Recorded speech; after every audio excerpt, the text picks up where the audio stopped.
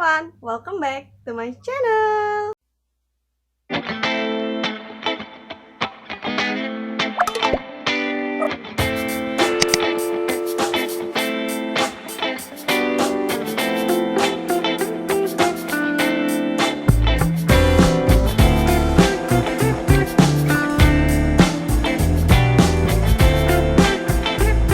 Assalamualaikum warahmatullahi wabarakatuh, sahabat hijrah, apa kabarnya? Semoga selalu baik dan juga semoga selalu diberikan kesehatan jasmani maupun rohani oleh Allah Subhanahu wa Ta'ala, dan juga semoga selalu diberikan keistiqomahannya untuk selalu berhijrah di jalan Allah. Nah guys, mungkin kita udah familiar banget dengan kata insecure. Insecure itu adalah rasa nggak pede atau minder atau was-was kekurangan akan diri kita yang sering sekarang banget disebutnya dengan insecure. Sebenarnya sifat ini bisa dirasakan oleh semua makhluk, maupun itu dari anak kecil maupun itu yang sudah dewasa sekalipun. Nah, termasuk saya juga pernah yang namanya merasakan sifat itu. Akan tetapi ada banget orang yang memang dia sampai mengalaminya secara mendalam.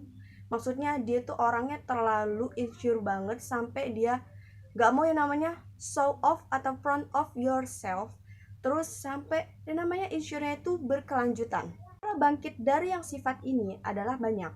Dengan salah satunya itu dengan kita melihat di sekeliling kita atau melihat orang-orang terdekat kita sekeliling kita yang misalkan dia sudah sukses. Nah, itu harus kita jadikan sebagai acuan kita, sebagai panutan kita, bahwasannya kita harus bisa lebih dari dia.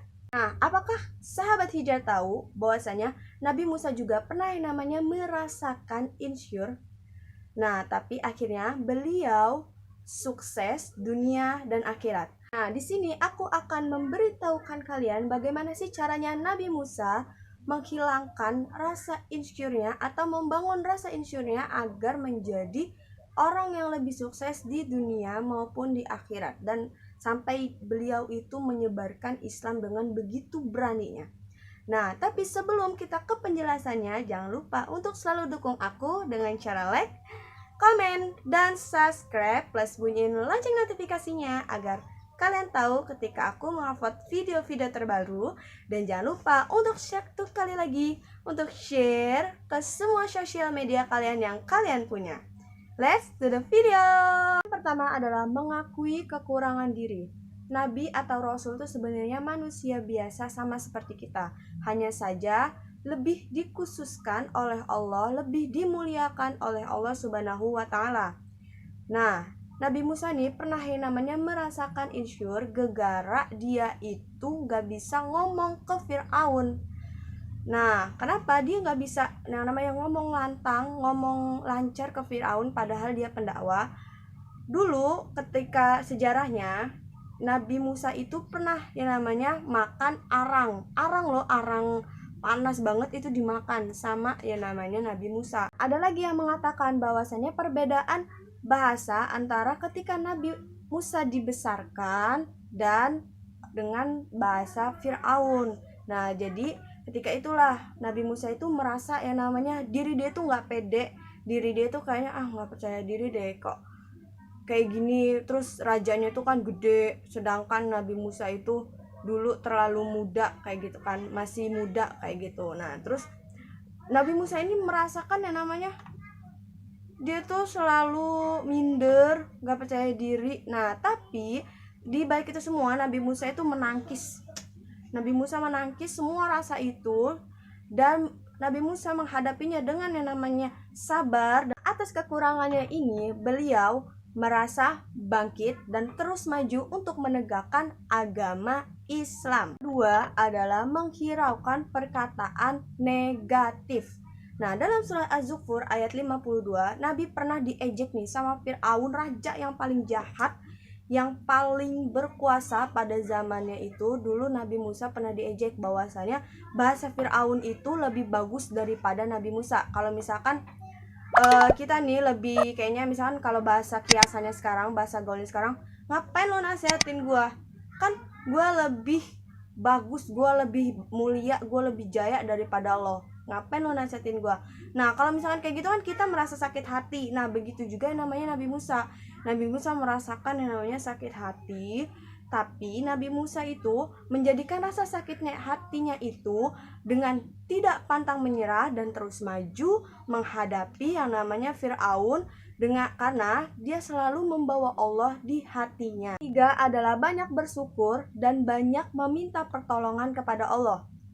Nah, walaupun nih si Fir'aun ini kalau misalkan ngomong tuh nyelekit kepada Nabi Musa, dan gak cuma Fir'aun doang, walaupun mungkin orang-orang yang di sekitar kita ini pernah namanya ngomong nyelekit di antara kita, tapi Nabi Musa ini tetap bersyukur dan dia hanya minta pertolongan itu hanya kepada Allah.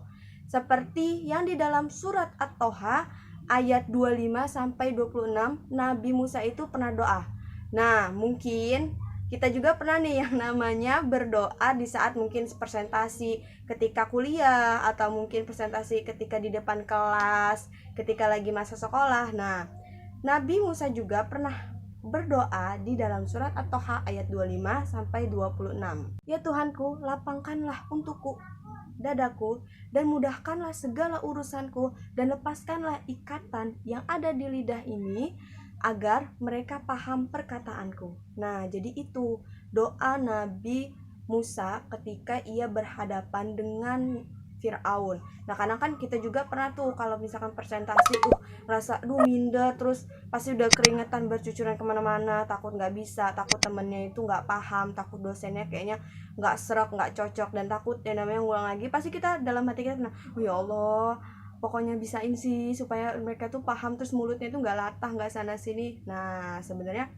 kita juga udah yang namanya mengamalkan doa Nabi Musa ini dalam surat At-Toha ayat 25 atau 26.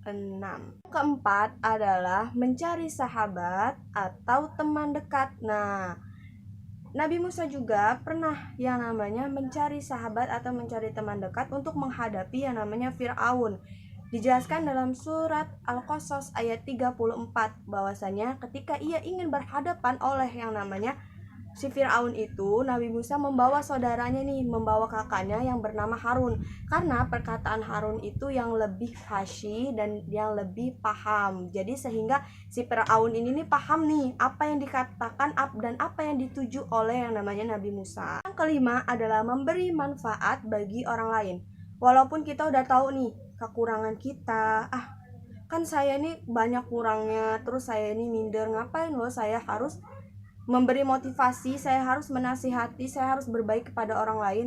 Nanti ketika saya buat baik kepada orang lain, terus nanti mereka nggak terima dan lain sebagainya. Nah, semua perasaan itu harus kita buang dan harus kita jauhi. Sesungguhnya Nabi Musa juga pernah yang namanya walaupun dia merasakan insecure yang berat, akan tetapi dia tetap yang namanya melakukan kebaikan agar orang-orang itu tahu, agar orang-orang itu bisa melihat bahwasanya diri kamu itu memang ada dan memang diri kamu itu baik dan memang kamu diciptakan oleh Tuhan itu bukan untuk sia-sia semata. Dan yang keenam adalah yang terakhir, terus maju menggapai masa depan.